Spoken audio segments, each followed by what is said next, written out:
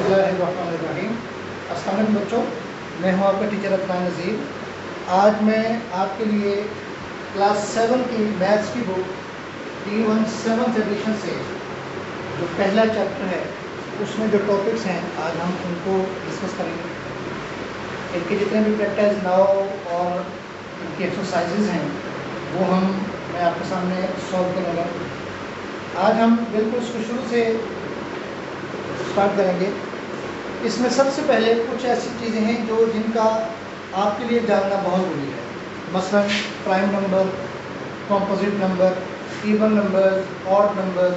ठीक है, तो आज हम इन बेसिक चीज़ों को डिस्कस करेंगे और साथ साथ में एग्जांपल्स देकर आपको समझाता चला जाऊंगा और उम्मीद करूंगा कि आपको समझ आएगी। कोशिश करूंगा कि जितना ज़्यादा सिंपल तरीके से मैं इसको आपके सामने एक्सप्लेन कर सकूं और सॉल्व कर सकूं ताकि आपको इसकी बेहतर से बेहतर समझ आए। ठीक है, आइए स्टार्ट करते हैं। हमारा पहला जो आज का टॉपिक है वो हम डिस्कस करेंगे प्राइम नंबर्स। पहले मैं आपके सामने इसकी डेफिनेशन पढ़ देता हूँ, फिर मैं आपको उसकी वजाहत करता हूँ। A prime number has only two factors, one and itself. इसका मतलब ये है कि जो प्राइम नंबर्स हैं ये ऐसे नंबर्स होते हैं कि इनके सिर्फ दो फैक्टर होते हैं, यानी ये सिर्फ दो नंबर्स से ही डिवाइड हो सकते हैं। और वो दो नंबर्स कौन कौन से हैं? वन और वो खुद, वन और वो नंबर खुद। ठीक है, ये प्राइम नंबर सिर्फ अपने आप से डिवाइड हो सकते हैं या फिर वन से डिवाइड हो सकते हैं। इसीलिए कहा जाता है कि प्राइम नंबर्स के सिर्फ दो फैक्टर होते हैं। मसलन ये मैंने आपके सामने 0 से लेकर 10 तक काउंटिंग लिखी है। मैं इसमें से आपको एग्जांपल देता हूँ। अगर हम 2 को ले लें, ये हमारे सामने 2 लिखा हुआ है। अब देखिए, हम देखते हैं कि ये किस किस नंबर के साथ डिवाइड हो सकता है। ठीक है, अगर हम इसको 2 को 1 के साथ डिवाइड करें तो 1 2 2, यानी अगर हम 1 का टेबल पढ़ें तो 1 के टेबल में 2 आता है।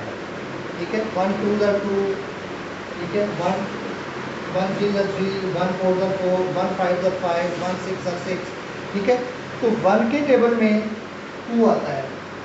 ठीक है, अब हम देखते हैं कि और कौन से टेबल में 2 आता है। 1 के बाद अगर हम 2 का टेबल पढ़ें, 2 1 2,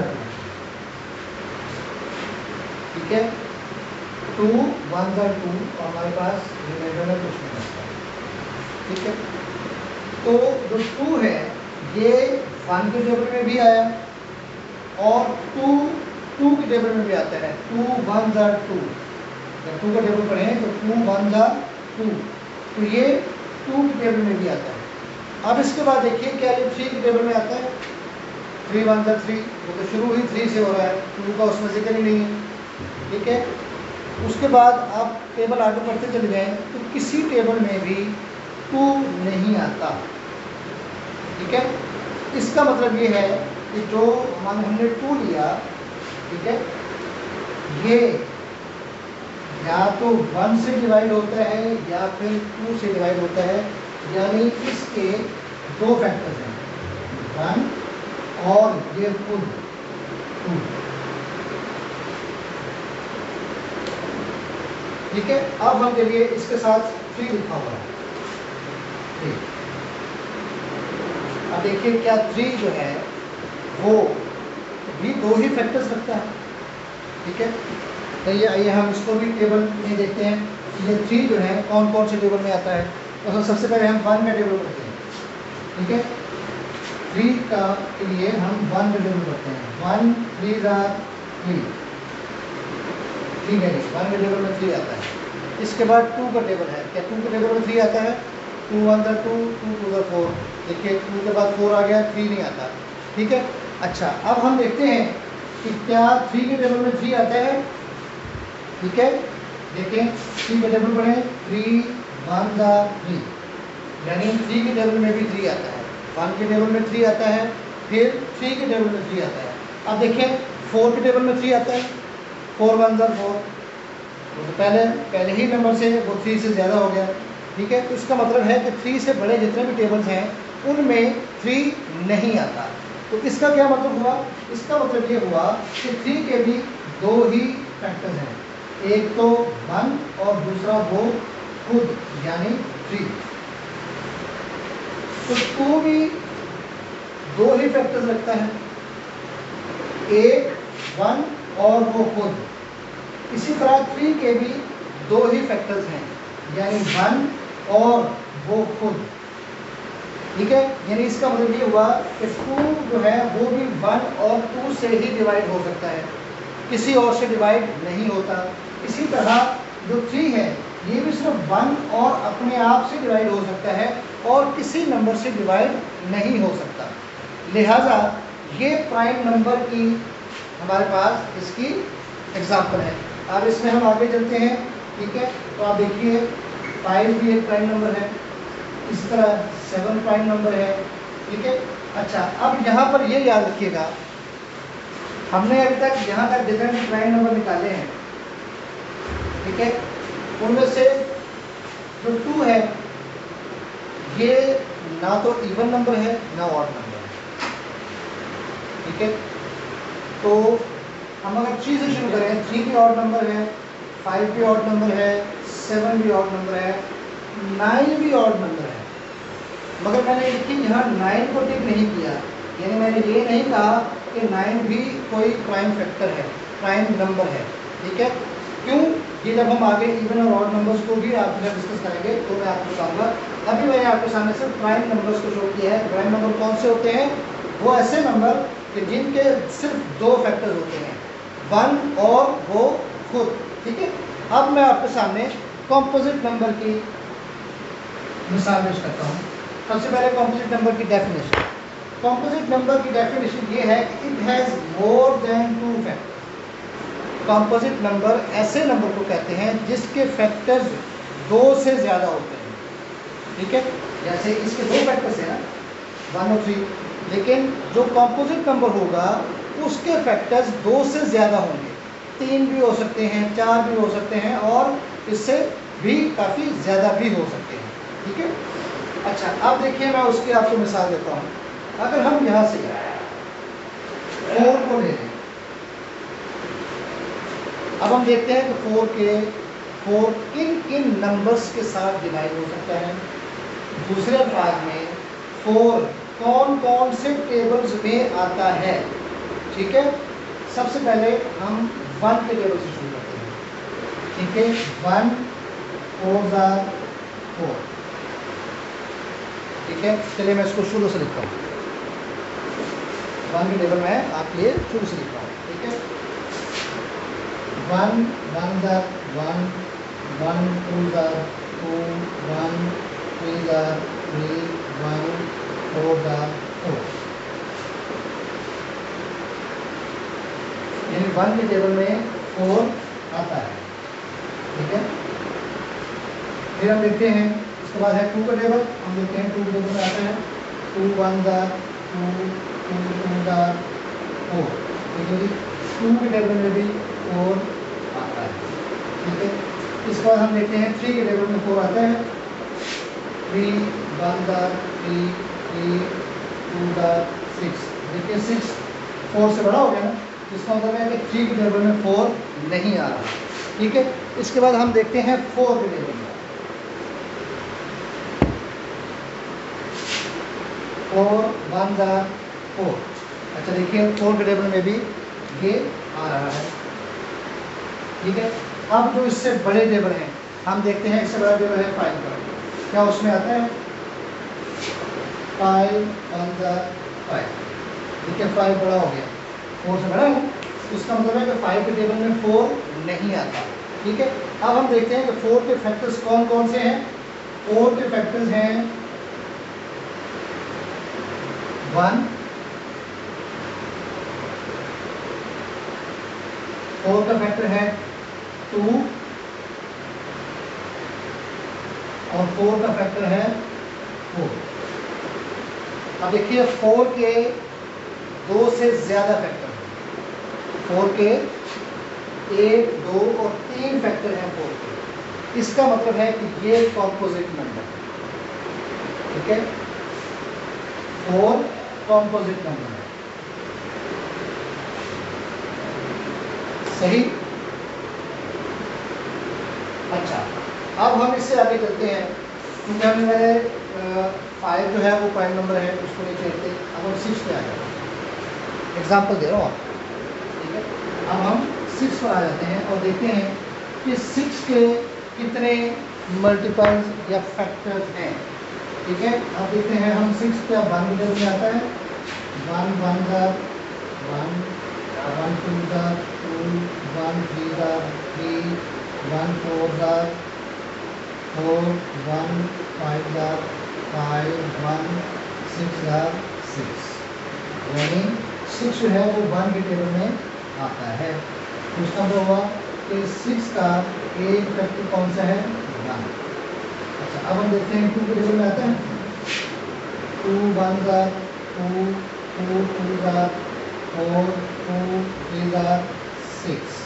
अब देखिए ये 3 के टेबल में भी हमारे पास 6 आ रहा है। इसका मतलब कि इसका अगला फैक्टर कौन सा है? 6। अच्छा, अब हम देखते हैं कि 3 के टेबल में आता है 6। 3 1 का 3, 3 2 का 6। देखिए 3 के टेबल में भी हमारे पास 6 मौजूद है। इसका मतलब है कि 6 का एक और मल्टीपल कौन सा है? 3। ठीक है, अब देखते हैं 4 और 5 के टेबल में आते हैं। 4 1 का 4, 4 2 का 8। 8 हो गया, 8 बड़ा है। इसका मतलब है कि 4 के टेबल में अब 6 कहीं नहीं आएगा। ठीक है, इसका मतलब है कि 4 के टेबल में 6 नहीं आता, लिहाजा 4 6 का फैक्टर नहीं है। अब देखते हैं 5 1 का 5, 5 2 का 10। अब देखिए यहाँ भी हमारे पास 10 आ गया, जो कि 6 से बड़ा है। इसका मतलब है कि 5 के टेबल में भी 6 नहीं आएगा। ठीक है, तो इसका मतलब है कि 5 भी 6 का फैक्टर नहीं है। अब हम देखते हैं 6 के टेबल में। 6 1 का 6। अब देखिए 6 के टेबल में 6 आता है। ठीक है, 6 के टेबल में 6 आता है। इसका मतलब है कि 6 खुद अपना फैक्टर है। अब देखिए 6 के कितने फैक्टर्स बने? 1 2 3 4। ठीक है, तो हमने क्या पढ़ा था कि कंपोजिट नंबर के 2 से ज़्यादा, जिस नंबर के 2 से ज़्यादा फैक्टर्स हों वो कंपोजिट नंबर होता है। ठीक हो गया। उम्मीद करता हूँ आपको प्राइम नंबर और कंपोजिट नंबर की समझ आ गई होगी। आप इसी तरह हमारे पास रहते हैं 8 9 10, आप इसी तरह इनको चेक कर सकते हैं और बता सकते हैं कि इनमें प्राइम नंबर कौन से हैं और कंपोजिट नंबर कौन से हैं। ठीक है, अब हम आगे चलते हैं even number and odd numbers को। ठीक है, पहले हम लिखते हैं इवन नंबर्स।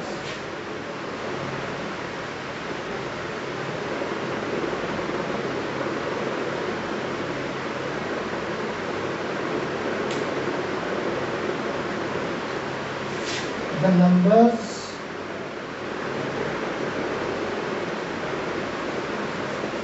divisible by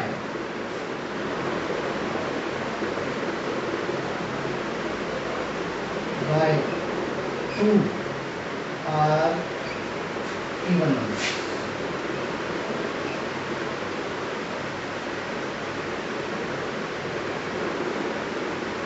या इसको हम यहीं पर खत्म कर देते हैं।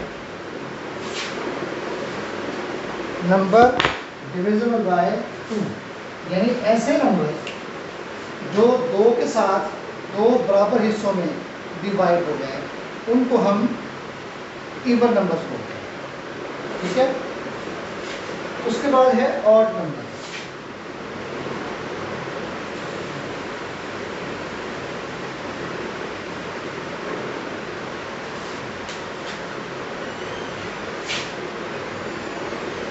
the numbers not divisible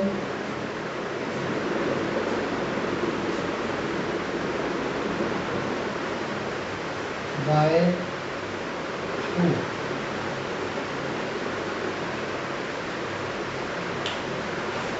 मैं इसको अलग नंबर से लिख देता हूँ। ऑड नंबर, ऐसे नंबर, वो नंबर जो 2 से डिवाइड नहीं हो सकते, ठीक है। यानी जो नंबर 2 से डिवाइड हो जाए पूरे पूरे, उनको हम इवन नंबर बोलते हैं।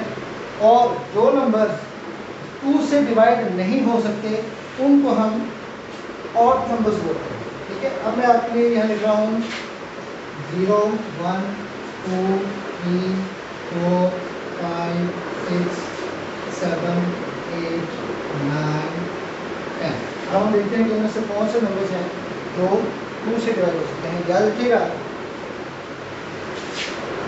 2 ये ना तो प्राइम नंबर है ना कॉम्पोजिट नंबर, ठीक है, मगर ये एक इवन नंबर है क्योंकि ये 2 से डिवाइड होता है, ठीक है। अब देखिए अगर हम 2 को 2 के साथ डिवाइड करें तो 2 1 जा 2 और बाकी हमारे पास, जब 2 को 2 में से माइनस करें तो हमारे पास बाकी कुछ नहीं बचता, ठीक है। तो इसका मतलब है कि 2 जो है ये इवन नंबर है।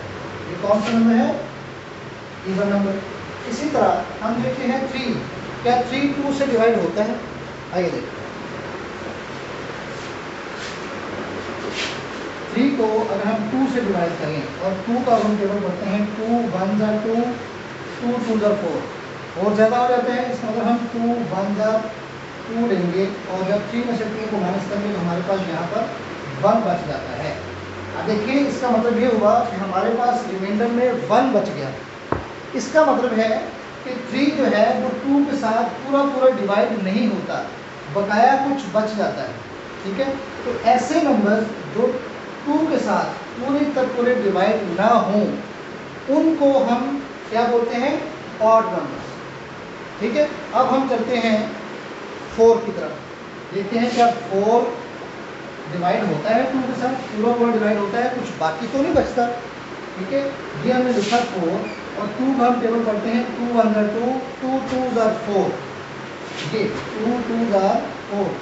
4 में से 4 को माइनस किया तो हमारे पास कुछ नहीं बचा, ठीक है।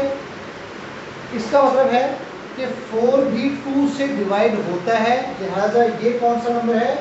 4 भी एक इवन नंबर है। अब सादा अल्फाज में बताऊं मैं आपको, 2 का टेबल अगर हम पढ़ें तो जो जो नंबर्स 2 के टेबल में आते हैं वो सभी नंबर 2 से डिवाइड हो सकते हैं, इसलिए वो सभी नंबर इवन नंबर्स हैं, ठीक है। और अब हम आते हैं ऑड नंबर की तरफ। जो नंबर्स 2 के टेबल में नहीं आते वो 2 से डिवाइड नहीं हो सकते, लिहाजा वो ऑड नंबर्स हैं। दोबारा मैं आपके सामने, जैसे हमने पिछले एग्जाम्पल दी थी 3 की, हमने देखा था कि 3 को जब हमने 2 से डिवाइड किया, ठीक है, तो ये हमारे पास 1 बाकी बचा था, जबकि हमारे पास कुछ बाकी नहीं बचना चाहिए अगर ये इवन नंबर होता है। हमारे पास 1 बाकी बचा, इसका मतलब है कि ये ऑड नंबर था। अब हम देखते हैं 2 का टेबल पढ़ते हैं, देखते हैं उसमें 3 आता है, 2 1 जा 2, 2 2 जा 4, 2 3 जा 6। अब देखिए हमारे पास पहला 2 4 और 6 आया, इसमें 3 का कहीं पर जिक्र नहीं है। इसका मतलब है कि 3 2 के टेबल में नहीं आता, लिहाजा 3 एक इवन नंबर नहीं है, 3 एक ऑड नंबर है। इसी तरह से आप 5 को चेक कर लें, 6 7 8 9 10, जहाँ तक आप चेक करना चाहें। तो उसका 2 तरीके हैं। नंबर 1, आप डिवीजन के मेथड से इसको देख लें करके कि 2 से डिवाइड होता है या नहीं होता।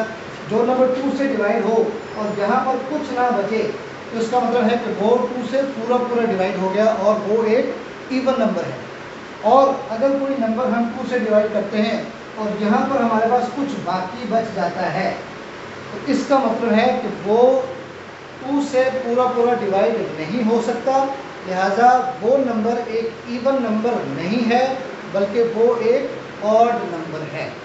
ठीक है, इस तरीके से आप 2 के टेबल में देख लें कि वो नंबर उनके टेबल में आता है या नहीं। ठीक है, तो अगर आता है तो इवन नंबर है, और अगर 2 के टेबल में वो नहीं आता तो वो ऑड नंबर है।